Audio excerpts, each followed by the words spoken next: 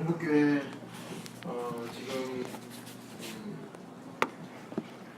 예배당 건축이라는 큰 일을 하고 있는데 참 이것들과 또 생각해봤을 때 찬양 가사가 좀 합당하다라는 생각이 들었습니다. 제가 가사를 한번 읽어드릴게요. 우리의 시작은 너무나 작고 미약하지요. 그랬었죠. 그러나 주님의 우리를 향한 놀라운 계획은 우리의 조그마한 믿음을 사용하여 주시죠. 창성케 되리라 주님의 말씀 에브라임. 우리 이제 모두 하나가 되어 주님과 함께 걸어가요. 참 내 마음에 맞지 않더라도 참 우리 모두가 하나가 되어서 이 예배당 건축의 일과 주의 복음을 전하고 또 가르치는 일들에 함께 하시는 주님과 함께 걸어가는, 또 부르시는 음성 아멘으로 화답하고 주님을 위해 어디든지 가요. 참 마지막 말씀이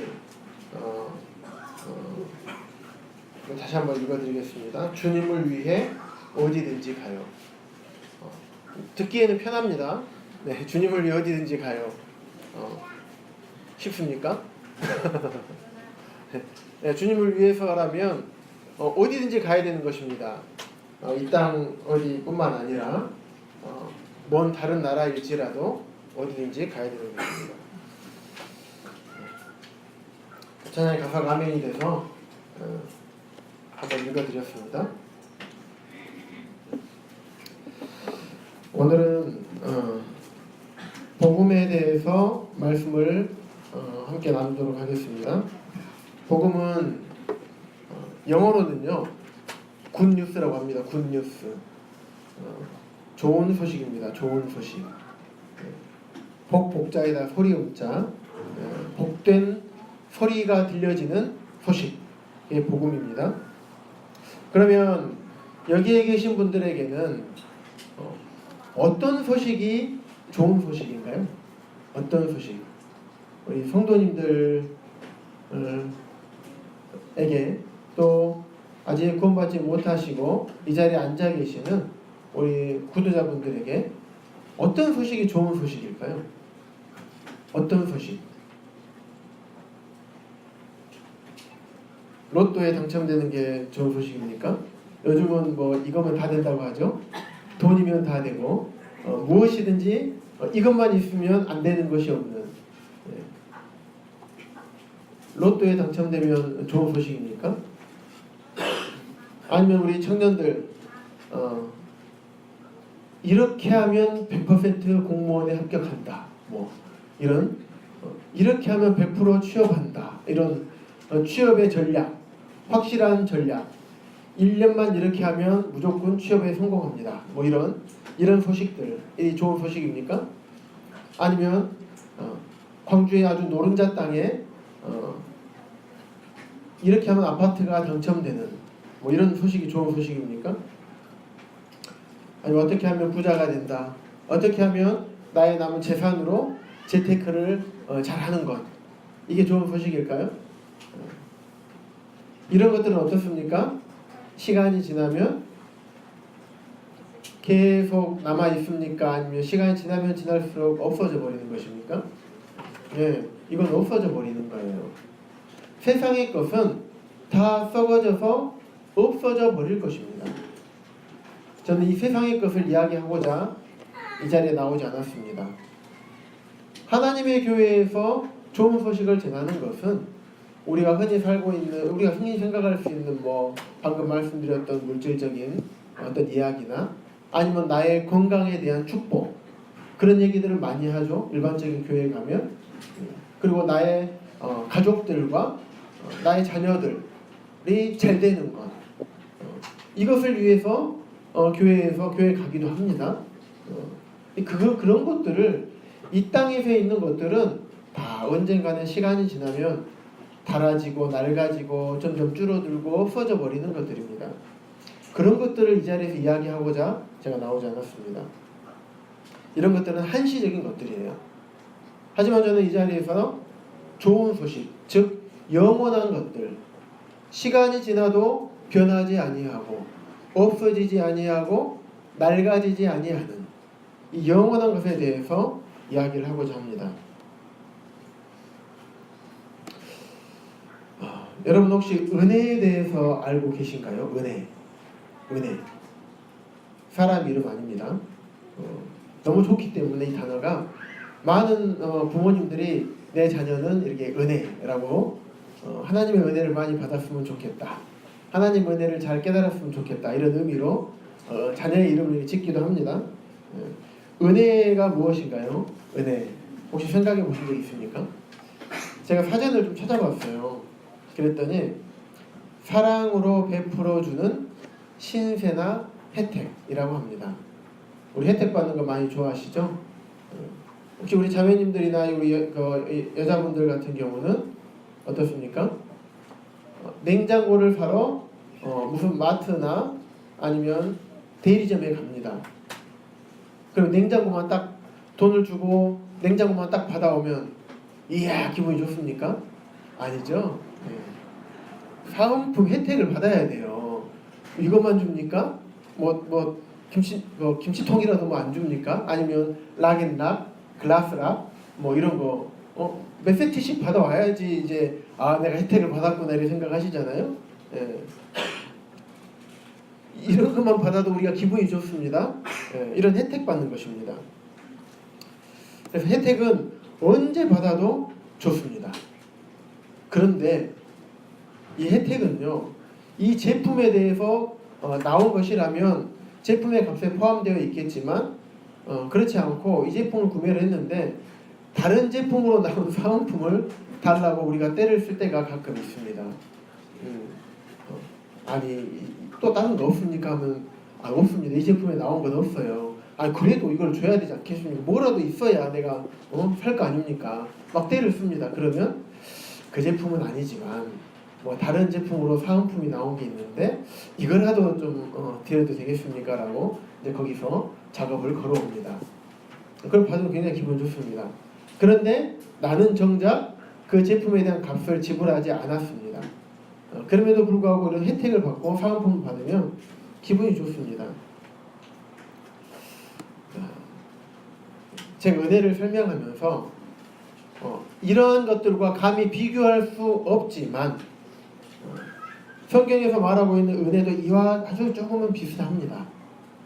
무엇이냐면 내가 받을 자격이 없지만 내가 받는 것입니다.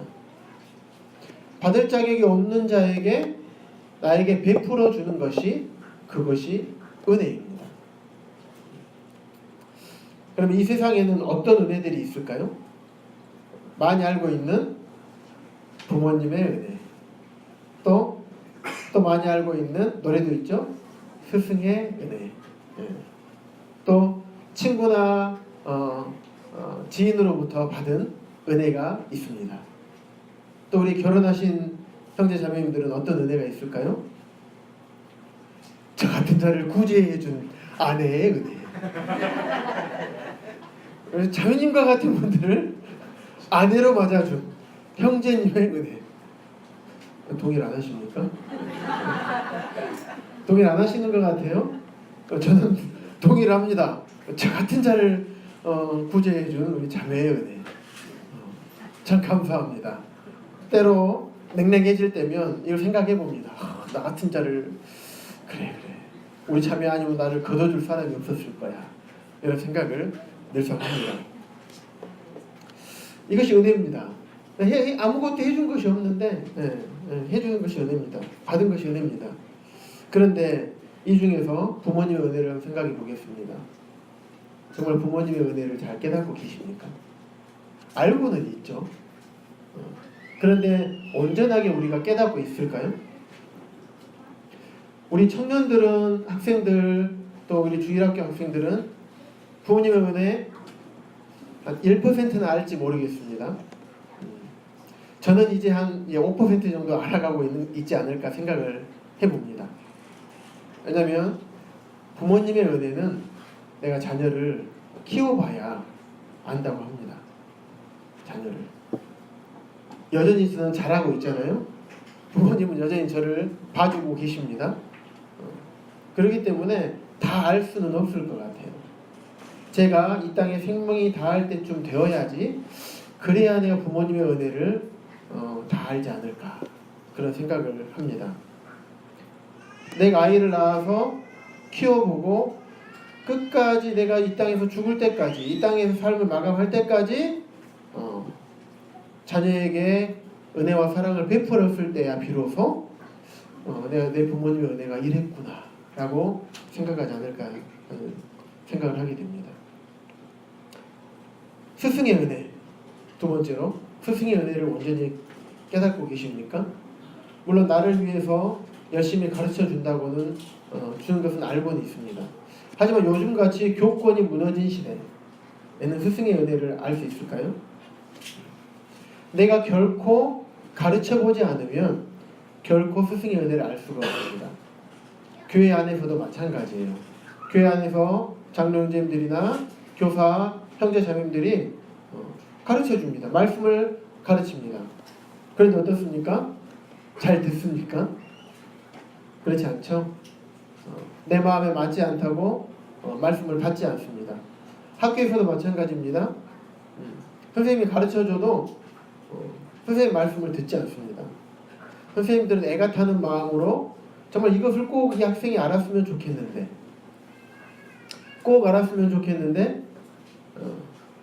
학생은 받지 않아요. 그럼 어떻게 합니까? 때로는 혼내기도 하고 어루고 달래기도 하고 때로는 매를 들기도 하고 요즘 매도 못 듭니다. 매를 들기도 하면서 학생들이 이것을 좀 잘 알았으면 하는 마음으로 가르칩니다. 이러한 선생님의 은혜를 잘 알고 계십니까? 하지만 우리가 사람의 도리는 알고 있습니다. 나에게 은혜를 베풀어 주신 이 부모님에 대해서 내가 어떻게 해야 될 것인가? 이러한 은혜를 베풀어 주신 선생님에 대해서 이 스승의 은혜에 대해서 어떻게 내가 보답해야 될 것인가? 머리로는 아주 잘 알고 있습니다. 하지만 나의 행동과 나의 삶으로는 잘 안 되는 것이 우리들의 현실인 것 같습니다. 때로는요, 은혜를 은혜로 여기지 않습니다. 부모님이 나에게 무슨 얘기를 하면 왜 도대체 나에게 이런 얘기를 하는 거야?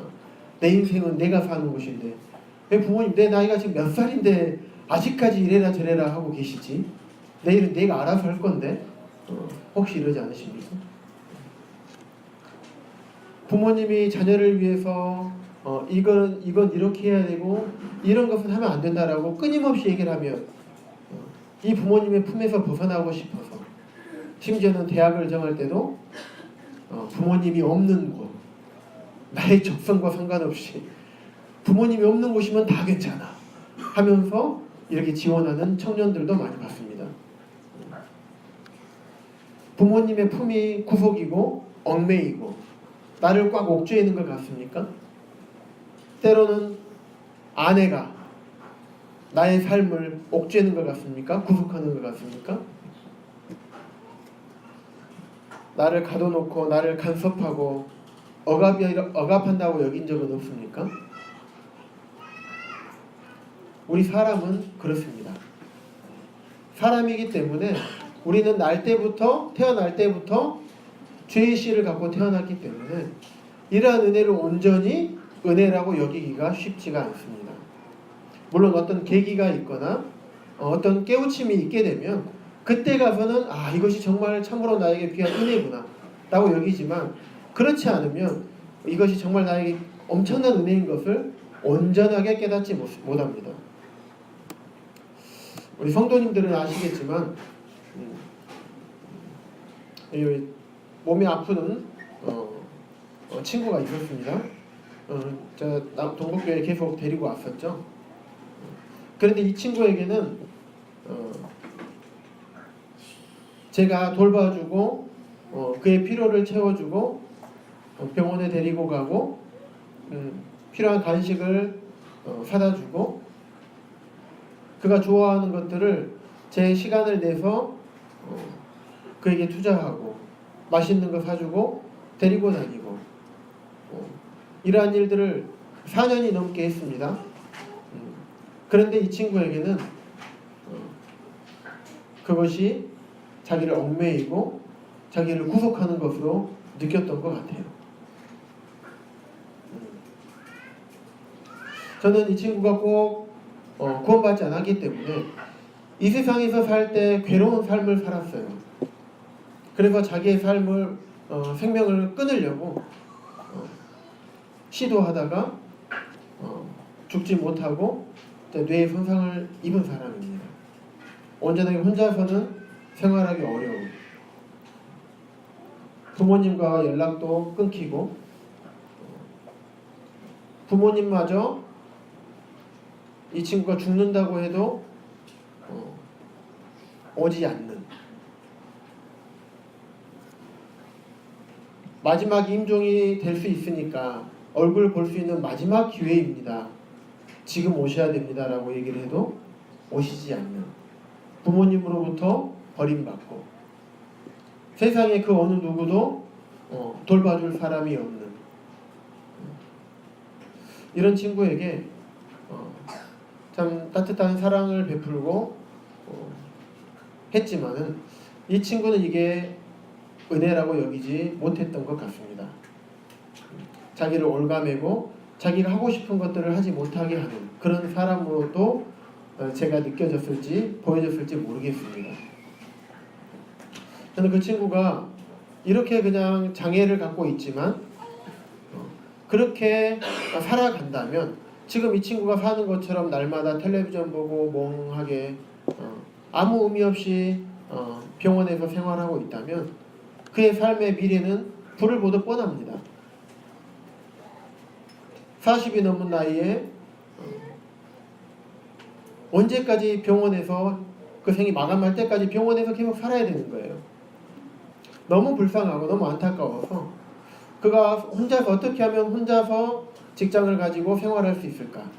그래서 여러 가지 방법들을 제시해주고 그렇게 살면 안 된다고 많은 것들을 알려주고 옆에서 도와줬습니다. 그런데 그 친구에게는 이게 간섭이었던 것 같습니다. 그 자신을 불편하게 하는 것으로 여겼지 않았을까 생각을 합니다. 왜냐하면 이 친구는 휴대폰으로 게임하고 노트북으로 게임하고 그냥 그러다가 먹고 자고 이렇게 사는 것을 너무 하고 싶었던 거예요.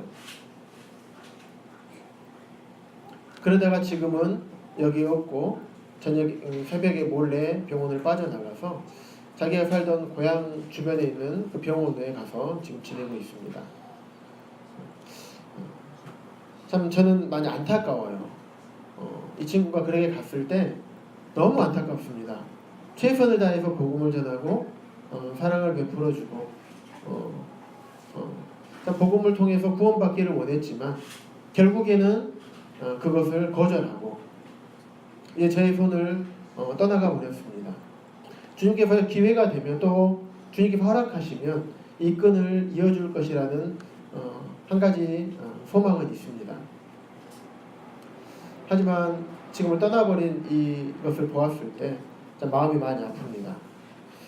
정말 은혜로 여기지 아니하고 이것을 자기를 올가매는 것으로 여기는 것이 얼마나 어리석은 것이고 불행인지 잘 생각해 보시기 바랍니다.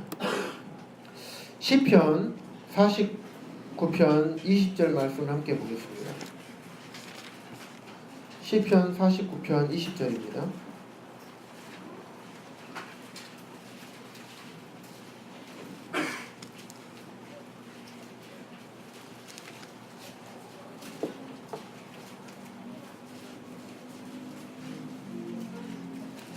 존귀하나 깨닫지 못하는 사람은 멸망하는 짐승 같도다. 은혜를 모르고 사는 사람은 어리석은 사람이라고 말합니다. 은혜의 가치를 모르거나 알면서도 지금의 즐거움과 육신의 쾌락을 위해서 은혜를 일부러 저버리는 것을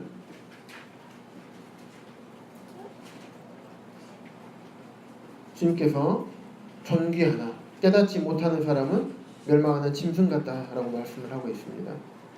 한 가지 예를 들어 보겠습니다. 우리 학생들 같은 경우 좋은 성적을 받고 싶으면 어떻게 해야 됩니까? 열심히 공부해야 됩니다. 예.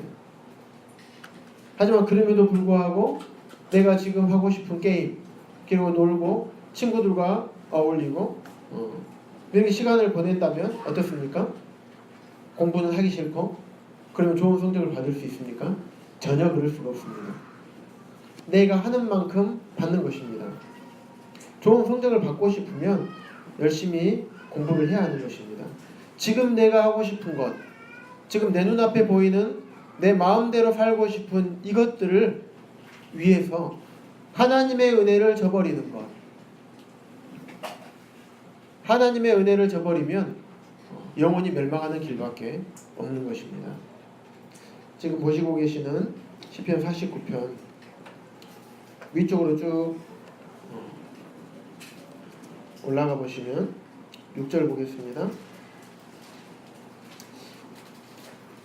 5절부터 보겠습니다. 죄악이 나를 따라다니며 나를 에워싸는 환난의 나를 내가 어찌 두려워하랴. 자기의 재물을 의지하고 부유함을 자랑하는 자는 아무도 자기의 형제를 구원하지 못하며 그를 위한 속전을 하나님께 바치지도 못할 것은 그들의 생명을 속량하는 값이 너무 엄청나서 영원히 마련하지 못할 것입니다. 그가 영원히 살아서 죽음을 보지 않을 것인가.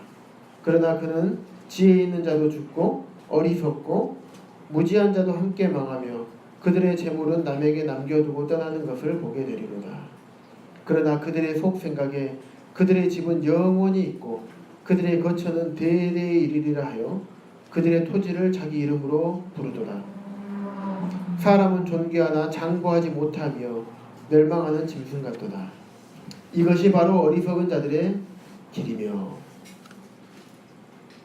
어떻습니까? 우리가 인생을 살아가면서 내가 영원히 살 것처럼 살고 있지 않습니까? 내가 가지고 있는 재산들 이것이 영원할 거라고 생각을 하십니까?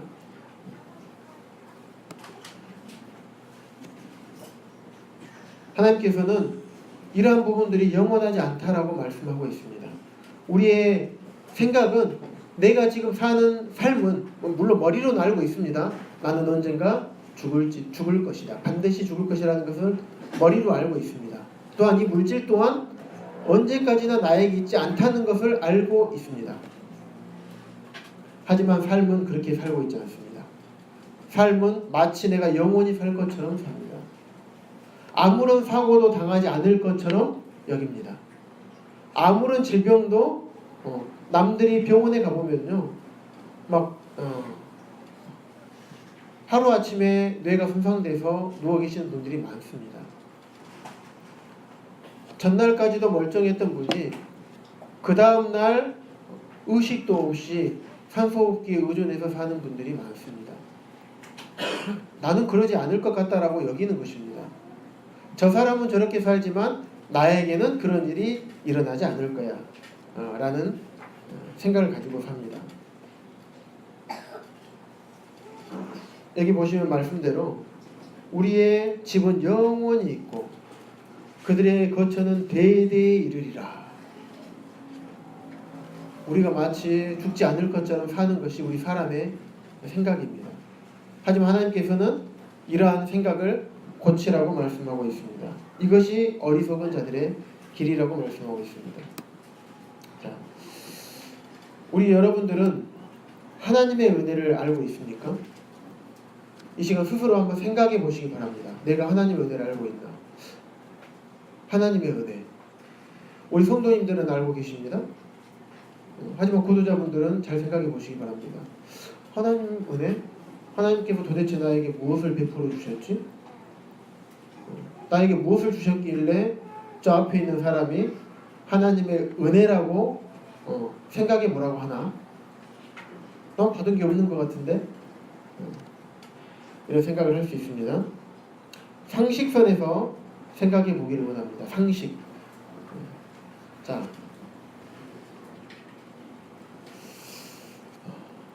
이 우주가 존재하지 않으면 우리 지구가 존재할까요? 그럴 수 없습니다. 그러면 현대의 과학이라고 하는 것들이 우주에 대해서 정확하게 알려주고 있습니까? 한 가지만 봐도 알 수 있습니다. 지금 우리가 화성이나 달이나 다른 멀리 행성이 있는 데까지 무엇을 계속 보내고 있죠?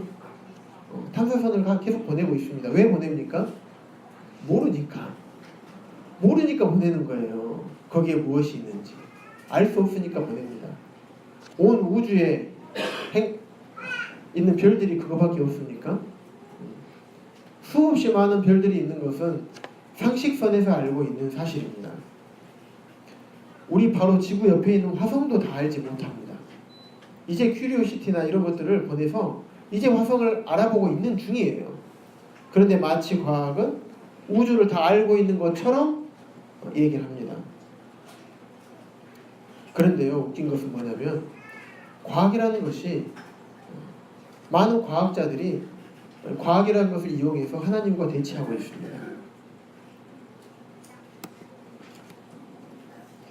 성경 창세기 1장 1절에 보시면 태초에 하나님이 천지를 창조하시니라 라는 말씀이 있습니다. 이 말씀이 사실이 아니면 여기에 계실 필요가 없습니다. 이 성경책 그 다음 장도 떠들어 보실 필요도 없어요. 이 말씀이 믿어지지 않으신다면 그 다음 장 1장 2절부터 보실 필요가 없어요. 그런데 하나님께서는 이 성경책 첫 장에 무리수를 두셨어요. 창세기 1장 1절. 태초에 하나님이 천지를 창조하십니다. 일반 과학으로 볼 때는 과학자들 이 사실을 믿지 않는 과학자들이 굉장히 많습니다. 하지만 반면에 믿고 있는 과학자들도 참 많습니다. 하지만 대부분의 과학자들이 이 사실을 믿지 않고 이것은 어느 하나님이 창조하신 게 아니라 어떤 분명히 이론이 있을 거야 라고 그것을 찾아가기 시작을 합니다. 그런데 뭐냐면요, 과학자들조차 이렇게 이것은 이거다, 이렇게 탄생되었다 라고 말하고 있지 않습니다. 이렇게 되었을 것이다 라고 가설만 세울 뿐입니다. 생명의 기원과 생명이 어디서부터 왔는지, 이 온 우주가 어디서부터 왔는지, 이런 우주의 기원에 대해서 이럴 것이다 라고 하는 가설 말고 이렇게 했다라고 단언하고 있는 것은 모든 학문과 모든 종교를 통틀어서 이 성경책 하나밖에 없습니다. 하나님의 말씀 하나밖에 없는 것입니다. 진화론자들이 말하고 있는 우주의 기원은요, 빅뱅이라고 합니다. 제가 찾아봤더니 뭐라고 나와 있냐면 빅뱅 이론하고 검색을 해보시면 백과사전이 나옵니다.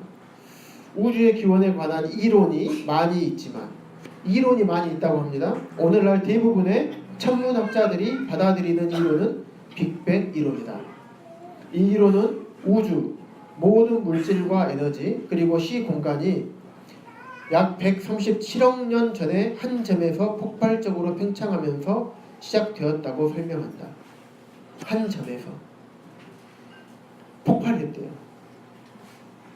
그럼 이 한 점은 누가 만들었으며 무엇이 폭발하려면 무엇이 있어야지 폭발을 하겠잖아요. 무슨 압력이 있든지 무슨 물질이 있든지 뭐 가스가 있든지 무엇이 있어야 폭발을 합니다. 그런데 이 무엇을 과학자들은 설명하지 못합니다.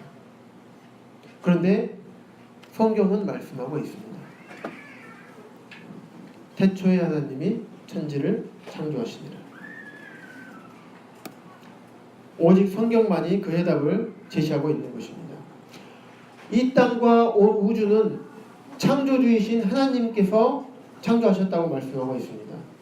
이 창조주이신 하나님을 믿지 않는 것이 죄인 것입니다.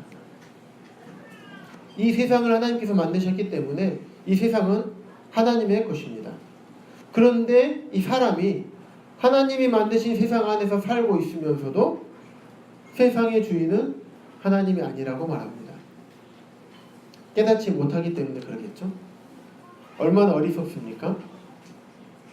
그런데 더 놀라운 것은요, 그런 마음이 모든 사람에게 있었다는 것입니다. 우리 성도님들 마음에 그런 마음이 없었습니까? 제 마음에도 있었습니다. 처음에는 다 그런 마음이 있었어요.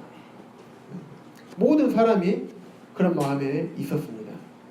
그래서 로마서 3장 23절 말씀 한 말씀 보시겠습니다.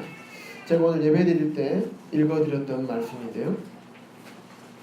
신약성경 243쪽에 있습니다.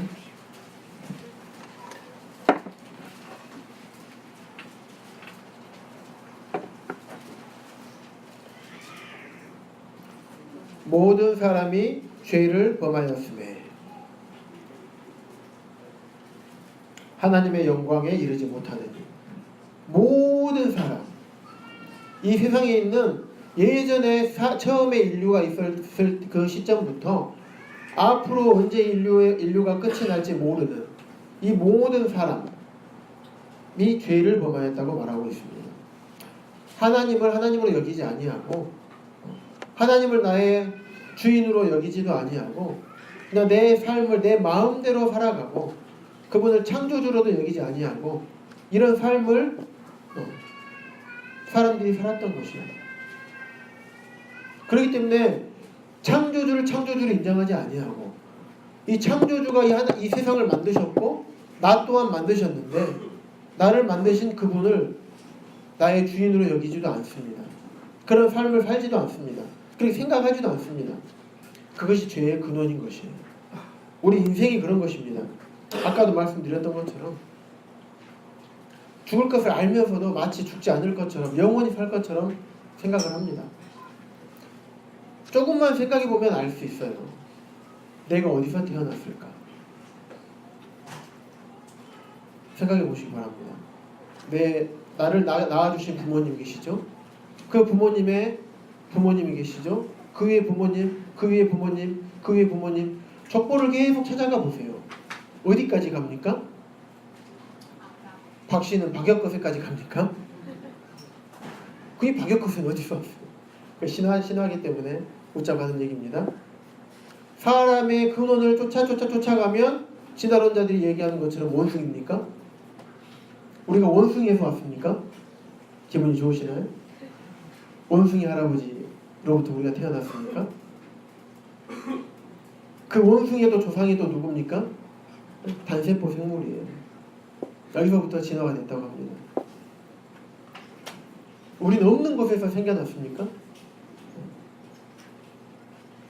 그렇지 않습니다. 아까 읽었던 말씀 중에서도 존귀하게 하나님께서 우리 사람을 창조하셨습니다. 사람을 하나님의 형상을 따라서 사람을 창조하신 것입니다. 그래서 성경에서는 하나님께서 하나님의 형상을 따라서 흙으로 사람을 빚어서 태초의 사람인 아담을 창조하셨고 아담의 갈빗대를 취하셔서 하와를 만드셨습니다.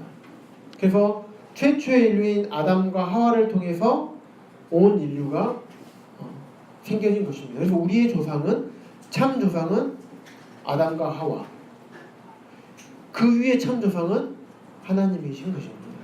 우리를 만드신 분. 조금만 생각해 보면 알 수 있는데 우리는 스스로 태어났고 진화의 산물로 생각을 하고 있는 것입니다. 이것이 어리석은 것입니다. 하나님을 하나님으로 여기지 아니하고 나를 창조한 창조주로 여기지 아니하는 것. 저희 병원에 한 일주일 정도 됐네요. 정확하게 한 청년이 입원을 했습니다. 그래서 상병명을 무엇 때문에 어디가 아파서 왔는지 검색을 해보니까 뇌경색이 왔습니다. 37살인데 여기 37 이상 되신 분 혹시 손 들어보시기 바랍니다. 37 이상 되신 분. 모친들 어깨 아프시니까 들지 마시고요. 네. 감사하시기 바랍니다. 37인데 뇌경색이 왔어요. 제가 43이거든요. 37인 남자가 뇌경색 온 거는 처음 봤습니다. 32살 되신 여자분이 뇌출혈이 되셔서 그런 거는 보긴 했습니다만은 남자가 37인데 뇌경색 온 거는 저는 이제 병원 생활하면서 처음 본 것 같아요. 그가 그렇게 되고 싶어서 그렇게 됐을까요? 그런 일들이 나에게 발생될 걸 알고 그랬을까요? 그러지 않았을 것입니다. 그 히스토리를 들어보니까 혼자 원룸에서 살아요. 부모님 없이 이제 형제가 쌍둥이인데 형제 동생은 서울에서 이제 혼자 일하면서 살고 자취하면서 형은 광주에서 원룸에서 자취하면서 삽니다. 그런데 화장실에 이제 샤워하러 갔다가 거기서 이제 뇌경색이 온 거예요. 그런데 주위에 사람이 없잖아요. 뇌경색이 오게 되면 쇼크가 옵니다. 양쪽으로 마비가 와요. 처음에는 혈관은 한쪽만 막히면 한쪽만 마비가 오거든요. 그런데 처음에는 쇼크가 와서 양쪽으로 마비가 왔다가 차츰차츰 한쪽의 힘이 회복이 됩니다. 근데 그 화장실에 누워서 움직일 수 없고 눈은 처음에는 의식이 없다가 이제 눈을 떴겠죠. 그런데 몸이 안 움직이고 얼마나 그 심정이 절망했겠습니까? 그런데 이제 하루 이틀 지나고 나니까 한 3일째 되는 날에 몸에 좀 힘이 생기더랍니다. 왼쪽 뱃마비인데 오른쪽으로 질질 끌고 화장실을 나온 거예요. 막 바닥이랑 문틈에 다 끓여가지고 보니까 이 손가락 관절이 다 끓여가지고 다 딱지가 입었어요. 무릎이랑 발등이랑 다 딱지가 입었어요. 왜 그랬냐 물어보니까 이게 살려고 이제 나오느라고 다 끓였던 거예요. 그래서 소리를 질렀다고 합니다. 사람 살리라고. 그래서 뇌경색 온 지 3일 만에 발견이 된 거예요. 우리 인생은 장담할 수가 없어요. 또 어제 어떤 일이 있었냐면 저희 장인어른 칠순이어가지고 화순에 이제 식당에서 식사하러 가는 도중이었습니다. 너릿제를 막 진입하는데 신너릿제입니다. 근데 여기가 차가 멈추는 구간이 아닌데 왜냐면 신호가 없기 때문에 멈추지 않고 쭉 빠져나가는 구간인데 차들이 앞에서 브레이크를 잡기 시작해요. 그래서 저도 브레이크를 잡았는데 살짝 잡았는데 이거 살짝 잡아서 안 될 것 같아요. 그래서 조금 급하게 잡았습니다. 조금 세게 잡았어요. 그래서 저는 딱 멈췄습니다. 그러면서 예전에 그 어디 고속도로에서 브레이크를 잡았는데 뒤에서 버스가 와서 그 K5 승용차 덮쳤던 사건이 생각나서 브레이크를 밟으면서 이제 백밀러를 이렇게 쭉 보는데 다행히 제 뒤에 있는 승용차도 이제 잘 멈추더라고요. 급하게 해서 쭉 멈추고 하는데 그러고 앞을 딱 보는데 갑자기 뒤에서 우당탕탕탕탕 막 하면서 끼쿵 이 소리가 들립니다. 백밀러 다시 봤더니 막 차가 막 부딪혀가지고 막 뒤에서 막 뒤엉키고 막 난리가 났어요. 그래서 제가 운전을 하면서 마음속에 멈춰서 좀 도와줘야 되지 않을까 하는데 제 뒤에 있는 차들은 양쪽 차선에 다 차가 움직이고 있으니까 차 멈추지 못하고 바로 119에 신고를 해서 이제 좀 도와주도록 했는데 그분들이 그 좋은 어제 토요일 날 사고 날 줄 알고 그렇게 갔겠습니까? 또 바로 뒤에 이제 아버님이 오실 것 같아서 이제 또 전화를 드렸어요. 다행히 그 사고 난 뒤에 계셨더라고요. 그래서 사고에 면하시고 그랬었는데 우리가 우리의 삶이 어떻게 될지 아무도 모릅니다. 하지만 우리는 아무런 사고도 일어나지 아니하고 내 뇌혈관과 내 심장에 있는 혈관들이 잘 살 거라고 잘 있을 거라고 생각을 합니다. 하지만 나의 그런 건강이 언제 해쳐질지 모릅니다. 혹시 여러분들은 기적을 혹시 체험해 보신 적 있습니까? 기적. 우리 성도님들 기적을 체험해 보신 적 있습니까? 예.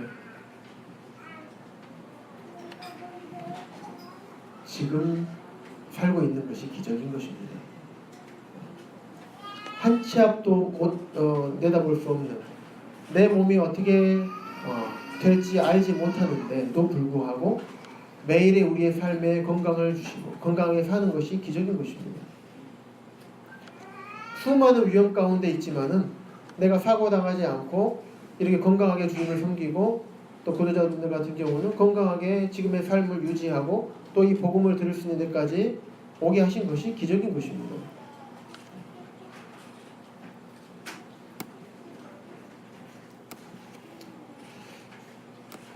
또 가장 큰 기적은 뭐냐면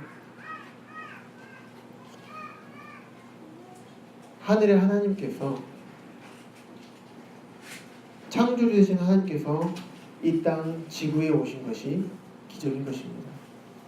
어떤 사람은요 하나님에 대해서 보여주면 믿겠다는 분들이 계십니다. 하나님에 대해서 내가 보여주면 내가 믿겠다. 근데 보여주지 않으셨습니까? 보여주셨습니까? 안 보여주셨습니까? 우리 성도님들? 네.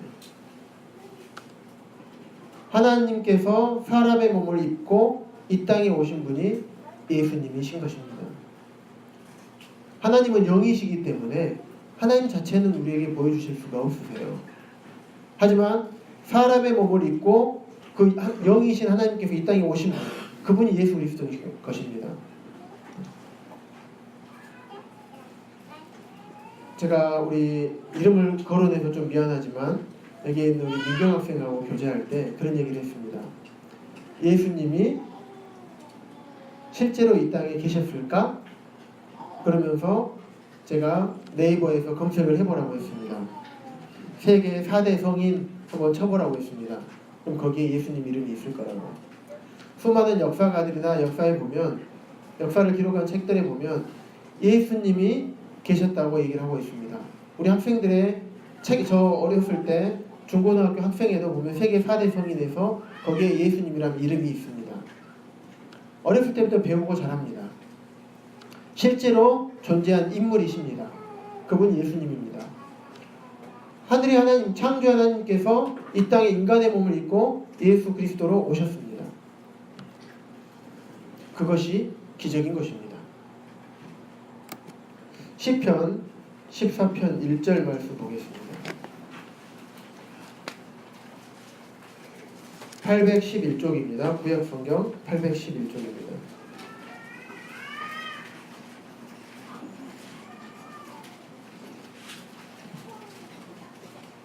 하지만 사람들은 하나님이 눈에 보이지 않는다고 하여서 하나님이 없다라고 말합니다. 어리석은 자는 그의 마음에 이르기를 하나님이 없다 하는도다.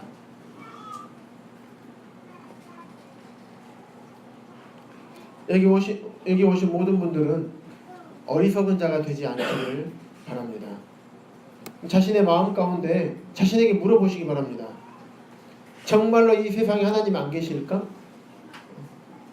정말 하나님 안 계실까?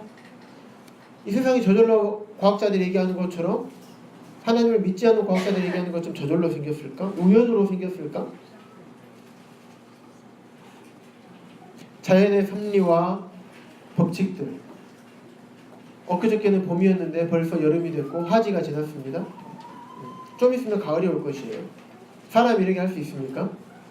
사람이 계절을 만들 수 있습니까? 사람이 저 바다 깊은 곳까지 내려가 봤습니까?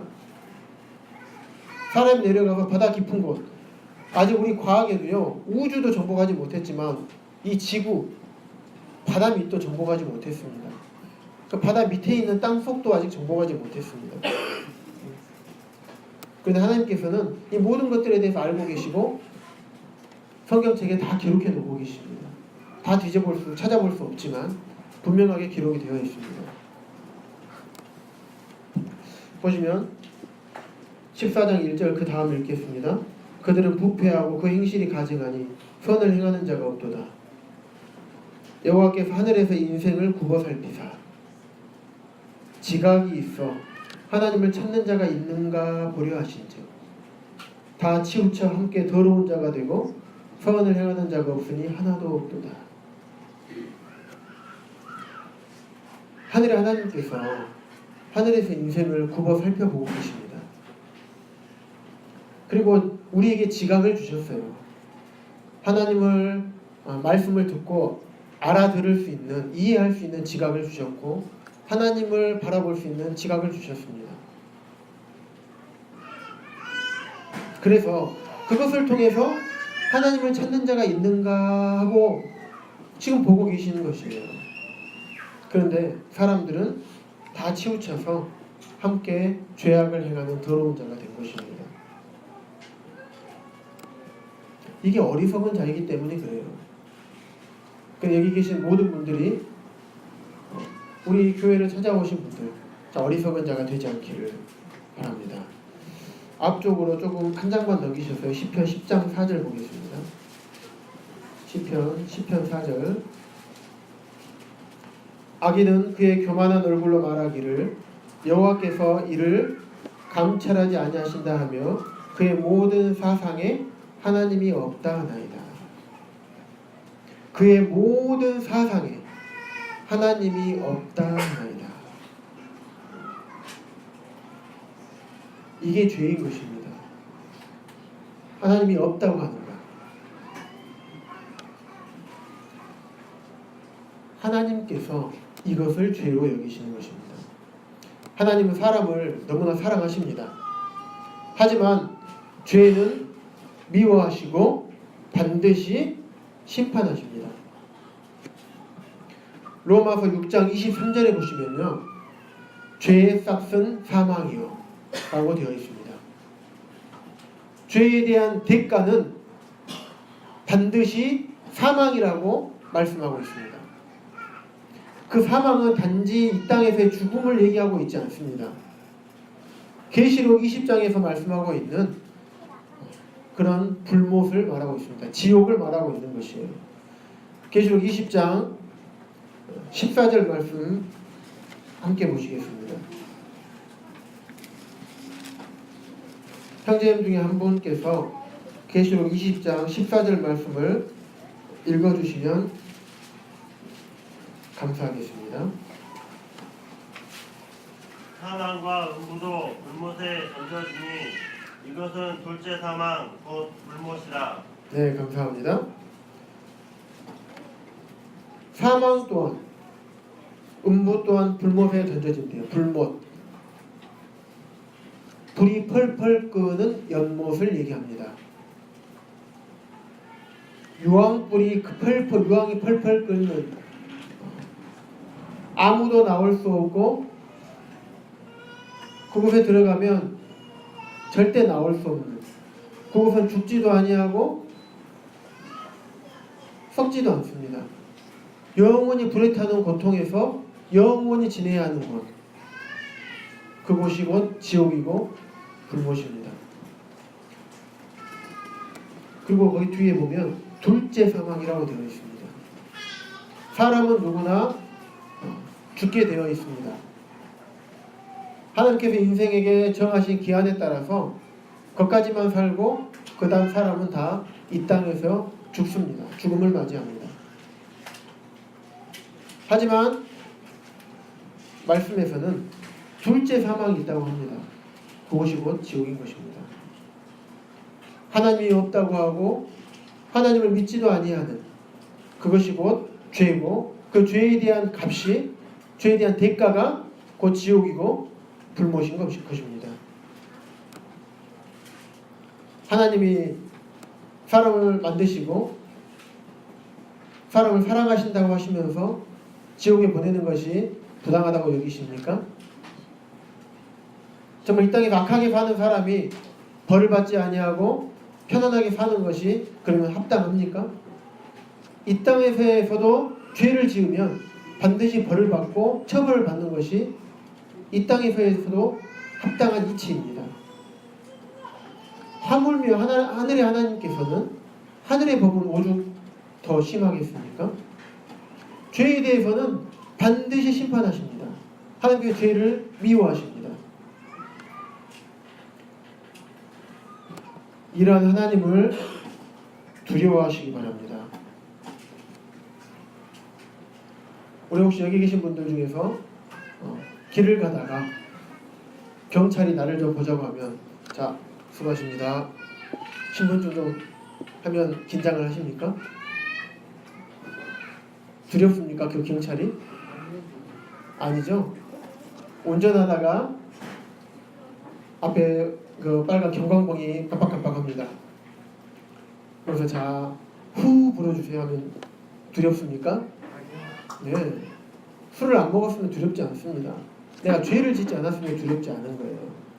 하지만 죄가 있다면 죄 있는 사람은 두렵습니다. 경찰에 신분 검문 있겠습니다 하면 도망갑니다. 후 부르라고 하는 것이 보이면 차 세우고 이제 차 놔두고 도망가고 유턴해서 도망가고 그렇습니다. 왜 도망갑니까? 두렵기 때문에, 처벌이 두렵기 때문에 도망가는 것입니다. 로마서 3장 18절 말씀 한번 보겠습니다.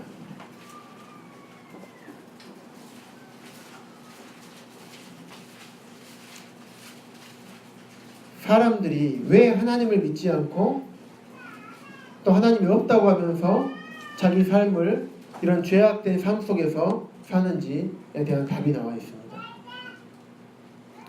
그들의 눈앞에 하나님을 두려워함이 없느니라 함과 같으니라. 눈앞에 하나님을 두려워하지 않기 때문에 그냥 그렇게 사는 것입니다. 눈에 보이지 아니하는 하나님께서 나에게 무엇을 어떻게 할 것이냐. 나는 성경도 잘 못 믿겠고 하나님이 계신 것도 잘 못 믿겠다. 그러니 하나님이 눈에 보이지도 않는데 무슨 지옥이 있다고 하고 있다 한들 내가 거기 가겠느냐. 하나님을 두려워하지 않습니다. 그래서 위에 10절에서부터 쭉 얘기 나오고 있어요. 죄를 범하는데 아주 빠르고요. 입에서는 내가 하고 싶은 말을 다 합니다. 깨닫지도 않고 하나님을 찾지도 않고요. 선을 행하지도 않습니다. 그리고 우리의 목에서는요. 좋은 말만 나오지 않습니다. 열린 무덤에서 나오는 악취처럼 더러운 말들이 많이 나옵니다. 그리고 우리 혀로는요. 온갖 거짓말을 하고 사람들이 속이고요. 그 입술로는 얼마나 사람들의 마음을 후벼파는 말을 많이 합니까? 네. 이것들이 다 하나님을 두려워함이 없기 때문에 그런 죄를 짓고 사는 것입니다. 그런데요. 하나님께서 시뻘건 불칼을 들고 펄펄 끓는 용암을 불못을 여기다 놔두고 너 나 안 믿으면 여기 가. 그럼에도 불구하고 안 믿을 사람이 있겠습니까? 하지만 하나님께서는 그렇게 믿는 사람들을 원하지 않으시는 거예요. 그걸 보고 어떻게 하나님 믿지 않을 수 있겠습니까? 거기에 막 말 안 듣는 사람은 지옥불에 막 던져지는 것을 으악 하고 던져지는 것을 보면서도 말을 안 듣는 사람이 있겠습니까? 없습니다. 근데 하나님은 그런 식으로 하나님을 믿는 자들을 원치 않으시는 거예요. 우리에게 지각을 주시고 결정할 수 있는 의지도 주셨습니다. 우리 아이가 맹목적으로 아빠 사랑해요, 아빠 사랑해요, 콕 찌르면 아빠 사랑해요. 이런 것들을 통해서 부모가 행복함을 느낍니까? 그렇지 않습니다. 그가 순종할 수 없는 부분이라도 아빠한테 매를 맞고 나서도 매를 맞아서 아빠한테 토라지고 마음이 상했을 것 같지만 그럼에도 불구하고 아빠에게 안겨서 아빠 사랑해요. 이런 것을 보고 우리가 기쁨을 느끼고 행복을 느끼지 않습니까? 하나님도 그러지 않으실까 생각을 합니다. 우리가 스스로 깨닫고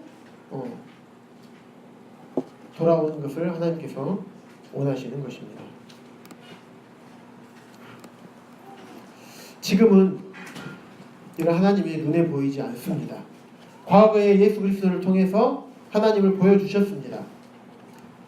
하지만 지금은 눈에 보이지 않습니다.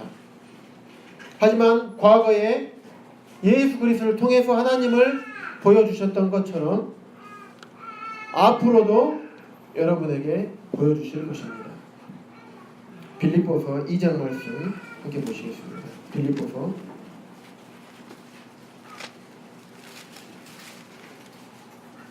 2장 10절과 11절입니다. 신약성경 320쪽에 있습니다.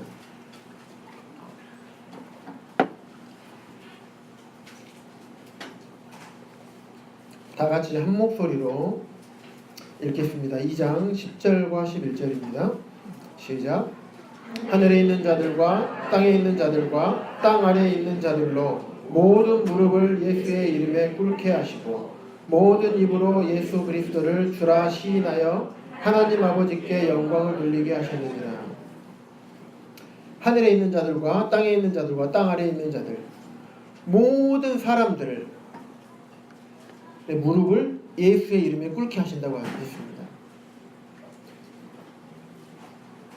그리고 모든 사람의 입으로 예수 그리스도를 주님, 나의 참된 주인이시군요, 주라고 내가 시인하게 된다고 합니다. 반드시 주님을 바라볼 때가 있습니다. 모든 사람의 무릎을 예수님 앞에 꿇게 하실 것입니다. 그때에 보여지는 예수님이 나에게 나의 죄를 심판하시는 재판장으로서 예수님을 바라볼 것인가? 아니면 나의 참된 주님으로 내가 그분을 바라볼 것인가?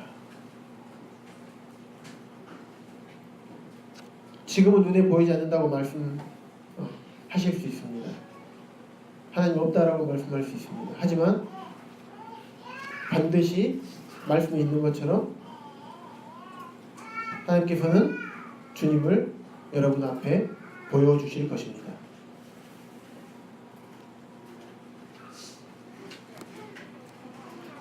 두 가지 모습 중에 하나로 보여주실 것입니다. 그 주님을 어떤 모습으로 보기를 원하십니까?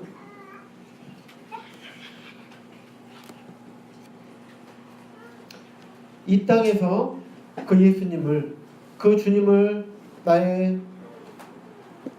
창조주요, 내 삶의 진정한 주인이고 나를 죄악 가운데서 구원해 주신, 죄악의 형벌 가운데서 구원해 주신 구주로 이 땅에서 믿었다면 그분은 정말 나를 영원히 사랑해 주시는, 나에게 모든 천국을 준비해 주시고 영원히 살 수 있는 천국의 나라와 그 삶을 준비해 주신 나의 사랑의 주님으로 여러분들은 만나게 될 것입니다.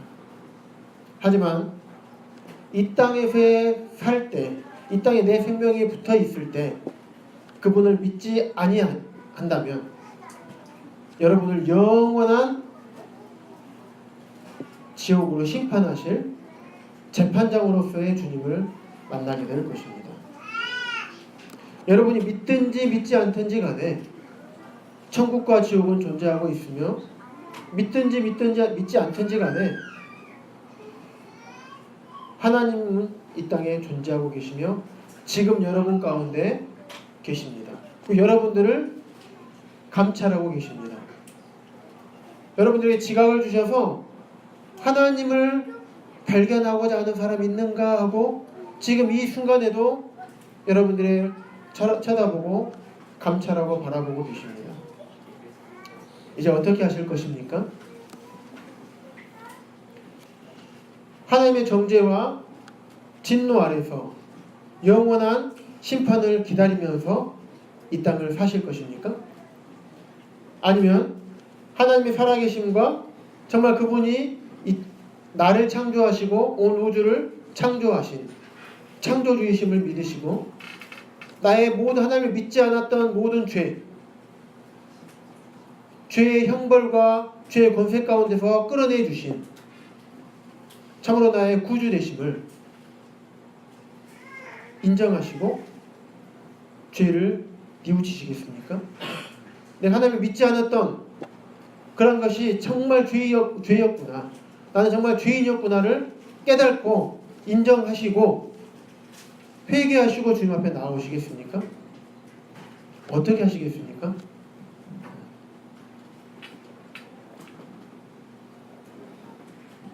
전자와 같이 하나님의 정죄와 진노 가운데서 영원한 심판을 기다리면서 사는 삶은 결코 미래가 없고 행복하지 않는 삶을 이 땅에서 사실 것입니다.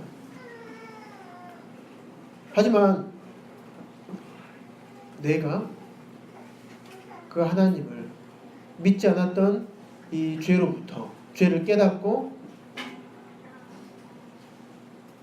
돌이키게 된다면 영원한 천국의 소망을 가지고 이 땅에서도 천국의 삶을 누리실 수 있게 되실 것입니까? 있게 되실 것입니다. 어떻게 하는 것이 지혜로운 사람일까요?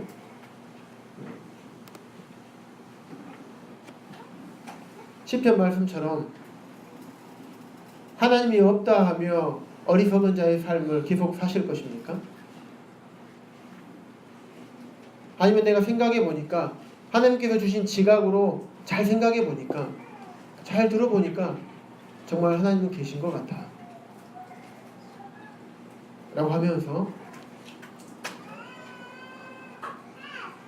자신이 분명하게 하나님 믿지 않았던 이 죄인인 것을 깨닫고 회개하시고 주님 앞에 돌아오시겠습니까? 하나님께서는 모든 사람이 구원을 받기를 원하십니다. 지옥 가운데서 구원받기를 원하시는 것이에요. 이런 하나님의 사랑을 깨달으시고 내가 어떠한 죄인이었는지를 분명하게 깨달고 죄인의 길에 서지 마시고 하나님의 사랑을 듬뿍 받으시는 그런 의인의 길에 서기를 바라는 마음이 있습니다. 이상으로 말씀을 마치겠습니다.